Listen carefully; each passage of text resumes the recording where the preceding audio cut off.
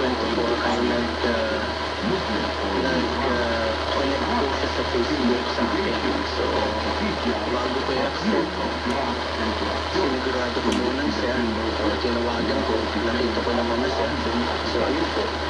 Pagkatapos ito ay humingi ng pera, ito babae po siya, itong babae ito. 500 tapos 1,000 kasi kailangan doon. Tinulungan ko naman. Sa mga susunod pong linggo, nagpakita na siya ng ibang motibo, no? So,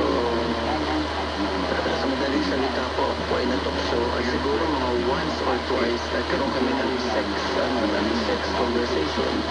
May isa na sex video. Na ito po pala ay re-record niya. Pagkatapos po nun ay dumalas na po yung pag-limit sa akin. Just palaki ng palaki. 1,500, 2,000, 2,500. So, pinlock ko na po.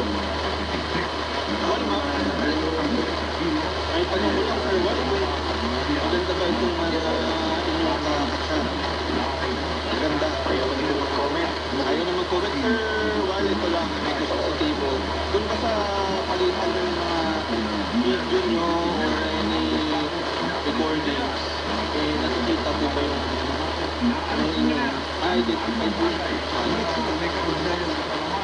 Ano po, na-identify ko.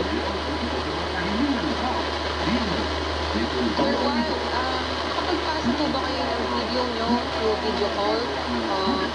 Through video call, through messenger? Or nakapag-usap po ba kayo through messenger? Or sa Viber? Or any, platform po? Ano ba yung boses niya? Siya naman po yun. At the same time, sir, while ulitin natin, clarify natin, naklaro yung mukha, identity doon sa mga basahin ng mga videos ng Sir Juan.